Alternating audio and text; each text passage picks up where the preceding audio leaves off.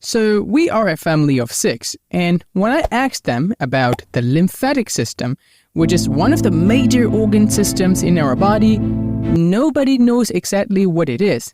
And I explained them that it takes part in fighting off the foreign invaders, absorption of fat, and involved in the spreading of the cancers. And they were like, wait, what? Alright, let me explain from the beginning. As you are watching this, you breathe air, so oxygen enters your blood in the lungs. This oxygen-rich blood then goes to the heart, particularly the left chamber. The heart squeezes and pumps this blood into the pipe-like blood vessels called the arteries.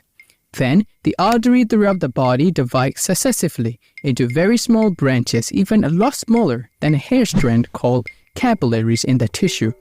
The tissue takes oxygen from the blood via the artery side of the capillary and put its waste, like carbon dioxide, into the blood via the vein side of the capillary, which is the blue part here.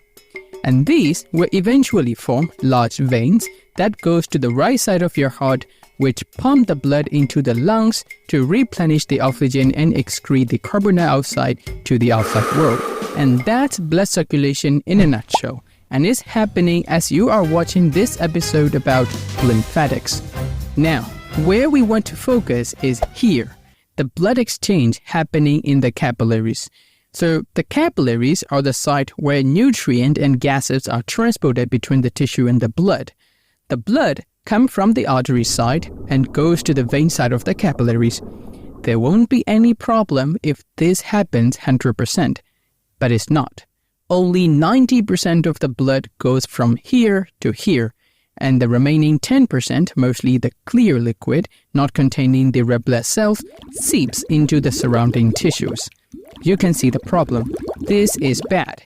We are talking about 8 liters of fluid loss per day, which also contains a lot of proteins. And this type of fluid accumulation can cause edema and fluid loss. But luckily, we got the lymphatic system. The lymph vessels present at the capillaries take this seeping fluid and put them into the veins near the heart, to the subclavian veins, preventing the fluid and protein loss. And this fluid that they collect is called the lymph, and doesn't contain any red blood cells. Lymphatics and immunity. As the lymph vessels carries those lymph, they have to pass through special checkpoints called lymph nodes, which are just small lumps of tissue as the size of a pea or a bean. There are about 500 to 600 lymph nodes throughout the body in places like neck, armpit, chest, abdomen, and the groin. Lymph nodes contain white blood cells, the B and T cells. The white blood cells in the lymph node check the collected lymph for any invaders, and they destroy them if present and activate the immune system of the body. That's why you can often see swollen lymph nodes in the armpit, groin, and other parts of the body, which usually indicate an infection at the local site. In addition to the lymph nodes, there are other lymphoid organs taking part in immunity, such as the thymus gland produce T cells, the spleen and bone marrow produce B cells, and mucosa-associated lymphoid organ in like tracheas, tonsils, appendix, tongue, intestine, and adenoids in the role of immunity. Clinically, they can be assessed for inflammation, which usually indicates an infection. Lymphatic and fat.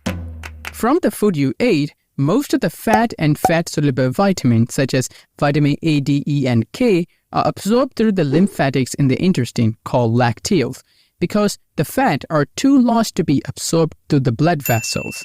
And this makes the lymph appear milky white. The fat are then put into the veins. So, the lymphatic system is preventing fluid and protein loss in the body. It provides immunity through the white blood cells and aid in the absorption of fat and fat-soluble vitamins. What if the lymphatic system is damaged? As you know, the lymph nodes are constantly exposed to pathogens. So, in the case of a severe infection or even cancer, they tend to become inflamed and swollen, like in HIV, chickenpox, or even seen during plague. That's why the doctors will test swollen lymph nodes in the neck, armpit, and groin if they suspect any kind of infection around those regions. Damaged lymphatics can lead to excessive accumulation of fluid and swelling of the body parts called lymphedema. It can be seen in elephantiasis condition, in which the lymphatic vessels are obstructed due to the parasite transmitted by the mosquitoes, causing massive enlargement of the limbs that resemble an elephant leg. Pretty similar, right? Hence the name. According to WHO, about 120 million people are affected by lymphatic filariasis across 72 countries. My family now knows the importance of the lymphatic system. By family, I also means you, the viewer. I hope you liked this video and found helpful. So subscribe to MDKB to be constantly updated with health knowledge. Today, we learn about the lymphatic system, but you can continue learning with this episode about creatine, which is one of the most famous supplements for muscle growth. Stay safe, stay healthy, and keep on learning.